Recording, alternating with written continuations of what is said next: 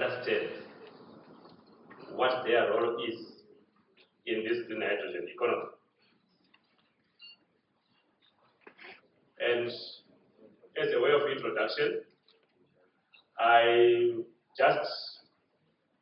it's something that is not new to anyone. I think everybody in Namibia now knows that the government is focusing its efforts on developing the green hydrogen economy. And when I say economy, I mean exactly that. It's not just developing one small part of the economy. The lucky thing with energy-related issues is it touches all parts of the economy. And developing an energy or an energy industry will touch every part of the economy. And that is what we understand.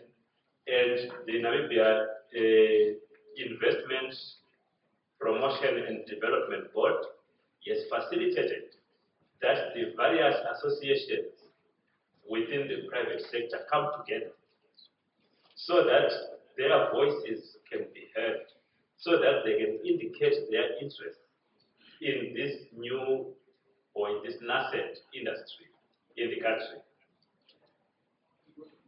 And the core mandate, in this case, of the private sector green hydrogen task force will be to ensure inclusiveness, that everybody is included. Please do not come 5 years later and say, oh, you left me out. The chance is now. If you want to learn about green hydrogen, the chance is now. Get in. Do not wait for 10 years later and complain. And the private sector is represented by so many different associations in Namibia. Those with a stake in green hydrogen are invited through those various associations so that they can indicate their interests. And as a way of introduction, I just put this after Dr. from World. It's almost like I should not make a presentation anymore on this part. But it is important to note that we need resources to actually produce the hydrogen. Here we are thinking of desalinating seawater. And we need people who have the know-how to desalinate seawater. We will need heat, we will need electricity, generated from wind, generated from photovoltaics, from solar energy. And once we have that electricity, we can break the water molecule into hydrogen and oxygen. We are collecting the hydrogen itself, but if there is too much oxygen, this will be released into the atmosphere. The brine that is coming out of the desalination,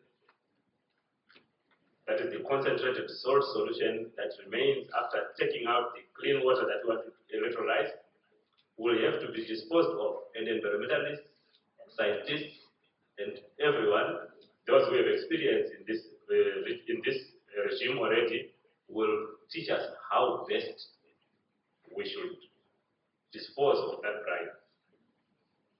Is it a threat or is it an opportunity? Perhaps we can start mining from water rather than digging the ground. Who knows how much lead will be in there per cubic meter after the brine has been made, or how much magnesium. Somebody thought the water we drink, you can just take that and electrolyze. Please look at the number of chemicals in that water.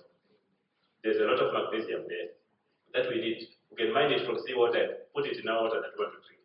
But those are some of the opportunities that we think of. And when you look at the number of sectors, when you look at once we produce, we make it into ammonia by combining to the hydrogen, combining to the nitrogen, and once that has happened, we are able to transport this ammonia using various means. Where there are pipelines already for gas in those countries, they can utilize those pipelines. Of course, all the time we have to be thinking about the safety part of it. The pipeline that we have for carrying water will not carry hydrogen. So they should give us the correct type of material. Can I just weld with any steel rod? We have to weld properly so that we don't have any leaks. And all these things are opportunities for our industry, private sector. And we look at once delivered to point of use, what can we do with this hydrogen? What can we do with this ammonia? We can use it to produce electricity again through a fuel cell. And once you make it through a fuel cell, then once it's electricity, it can be in an electric vehicle. Electric vehicle can just be your small car, but it's not yet economical. The heavy haulage trucks, the planes, the locomotives, trains, those can utilize this hydrogen. And these are opportunities. The logistics of moving this equipment, this fuel, is opportunity for the private sector. The utilization of the ammonia, be it in making, I would say, maybe detergents, fertilizer, explosives for the mining industry, and so forth. These are opportunities that are there and are available. And we want our private sector to embrace the opportunity. Here, I just am showing you the structure of the Namibia Private Sector Green Hydrogen Taskforce, which has grouped itself into working groups, looking at value chain, opportunities, Namibian business promotion, regulatory framework review, stakeholder engagement, research and development. And as you look under each of those 5 working groups, we have indicated the associations. These are private sector associations. It's not one private sector company. These are private sector associations that are under that particular group and will be giving their input and facilitating that their members can actually participate in this regard. No one should be left behind. And I continue to say that if you want to participate, please do so now. Don't wait for tomorrow.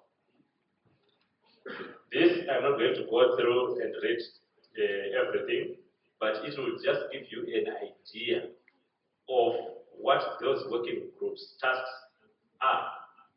So that as we have, each working group is almost described by its name, but there are specific objectives that are indicated that each of these working groups will be working to try and achieve as we learn how to get involved in the green hydrogen industry in Namibia and the opportunities available to us and how we can also be involved internationally.